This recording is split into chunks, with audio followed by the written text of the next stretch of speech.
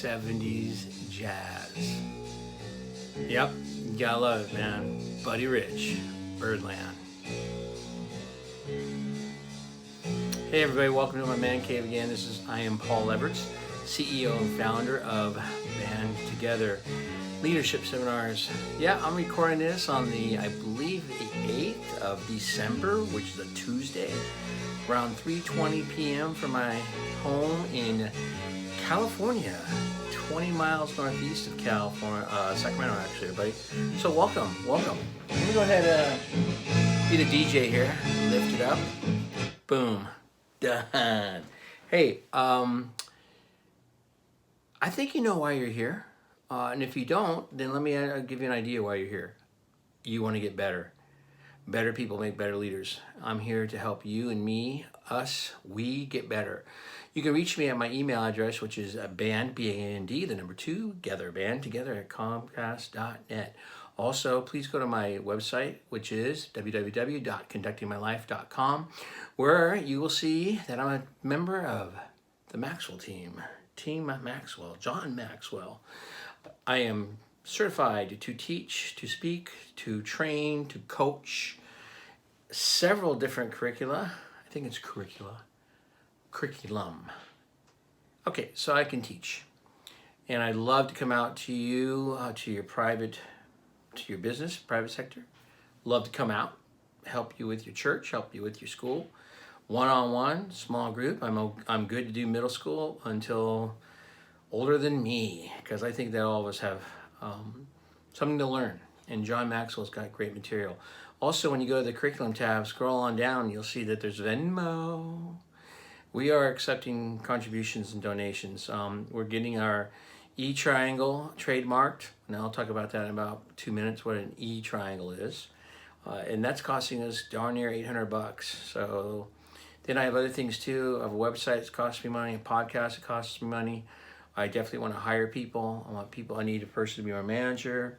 I need a person to be a publicist, a person to set up speaking engagements.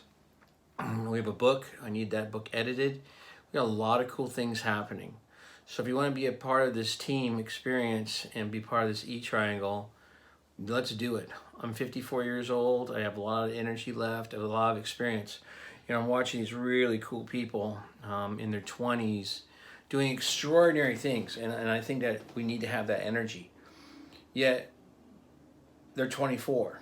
And so I think between their 24 and me being 54, there's synergy there to be done. Because I've seen what they're going to go through. And then they can keep me in line of what is happening right now. And there's a lot of crud happening right now. So again, if you feel like you want to be a part of the E-triangle, and this is what it is, bing. Respect, responsible, discipline, and inside is, yes, inside, integrity and faith. And I would love us to use those 5 words to make us better. And instead of the E standing for Everts, it's going to stand for everyone, everybody, equity, equality, excellence, extraordinary, okay? Right now, at 54 years old, I'm seeing our nation be crippled right now with some backwards ideas. I believe that everyone, no matter race, no matter gender, should be respected and should learn how to respect others. I can say that for being responsible, having self-discipline, that sees no color, that sees no gender. You're responsible for what you're doing. It takes discipline, and you should have a sense of integrity, being true to yourself. And then finally, of course, faith. And I'm not just talking faith as far as religions go. I'm talking about faith in you, faith in others. That's what I'm going for. So if you want to get involved and be part of this, contact me. Because I'm serious. Multiculturalism is a great idea, but not leaving the United States culture behind. I think we should hire people who are capable for the job. And they happen to be that color. They happen to be that gender. We're no better than we were in 1920 when all we would do is hire white heterosexual men. That's what we looked for in 1920, 30, 40, 50, 70, whatever. Now, the roles have reversed. I don't know how we're getting better. Everyone needs to be respected first. And you got to start with yourself. So we're working primarily out of the John Maxwell materials. So this book right here, The 21 Irrefutable Laws of Leadership. Law number, I believe, 7 is the law of respect. I'm going to read you the story, and then we're going to talk about the first part of this. And again, I'm fired up, man. It is a sad time when Martin Luther King Jr.'s content of character is laughed at, mocked, for the very people he wrote it for. So you have to remember, I was in elementary school years after he was assassinated. We had pictures of Martin Luther King in our classroom. We loved Martin Luther King. We believed content of character. It's not the color of your skin. We believed that. I believe it to this day, and I'm going to talk more about that in it because it's 6 minutes into this, and I want to read to you. The law of respect. People naturally follow leaders stronger than themselves. If you had seen her, your first reaction might not have been respect. She was not a very impressive looking woman, just a little over 5 feet tall, in her late 30s, with dark brown weathered skin. She could not write or read. The clothes she wore were coarse and worn. When she smiled, people could see that her top 2 front teeth were missing.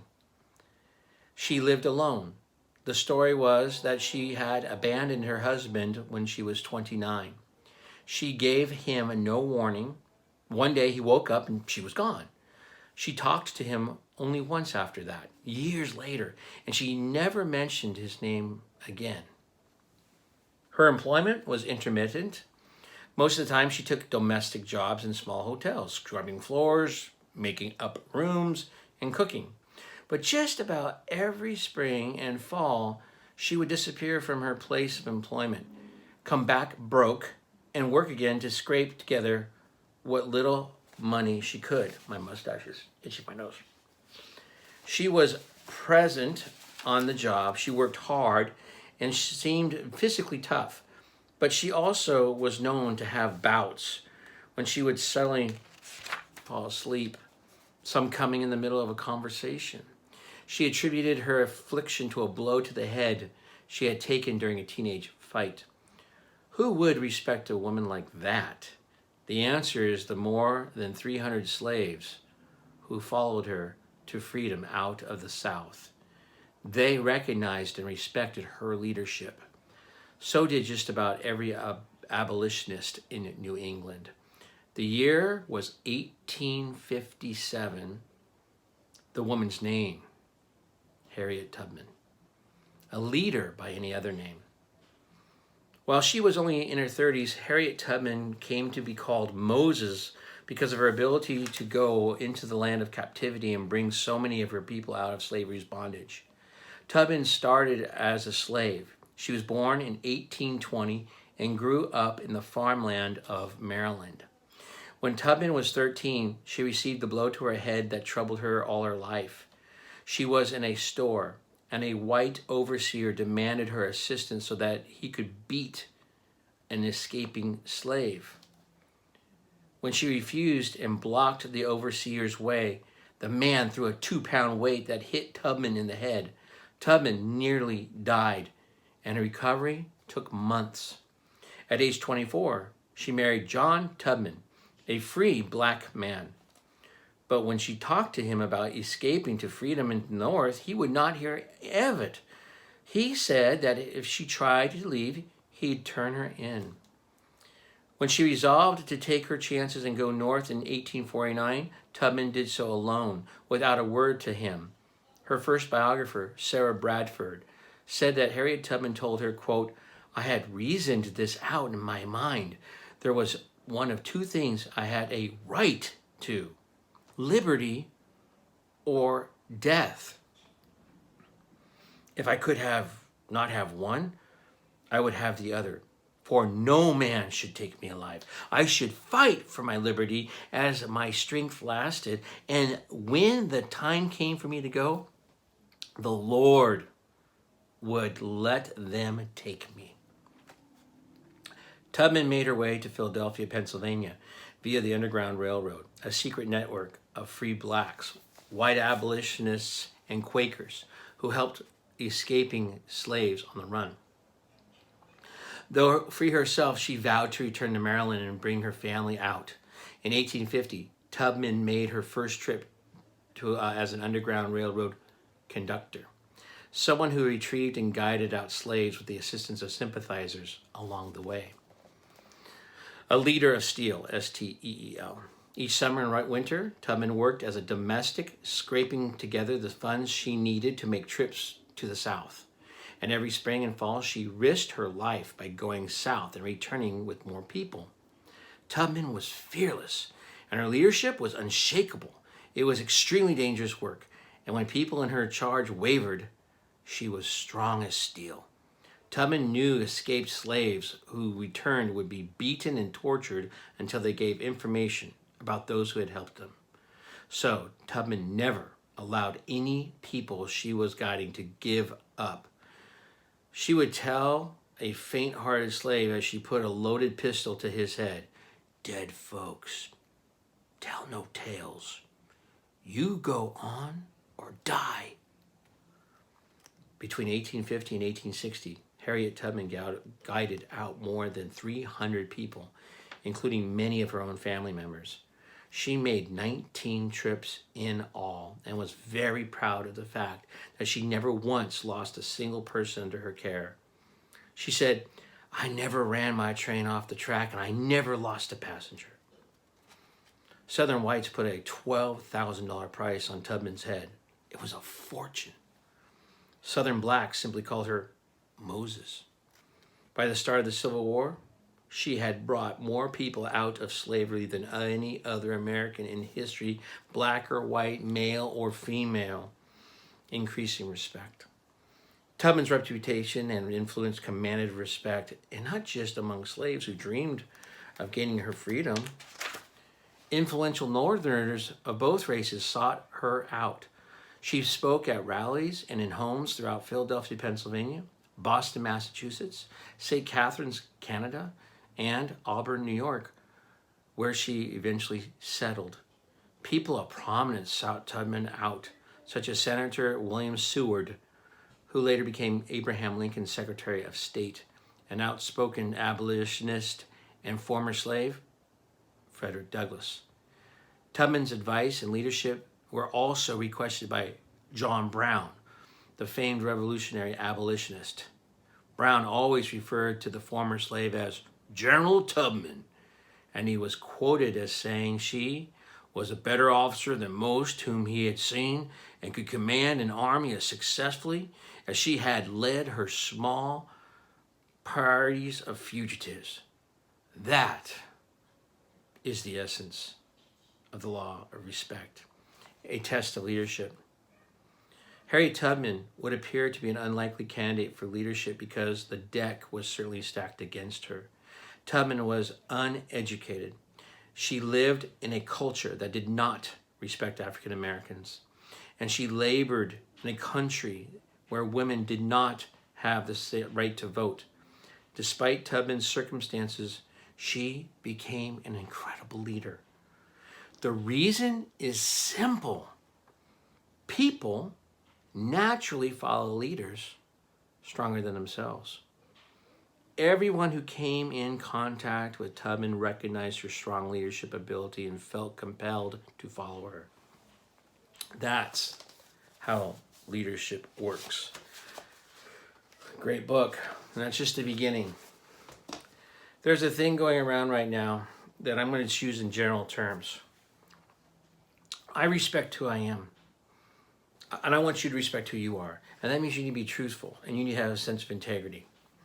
I will not take any responsibility for anybody else's work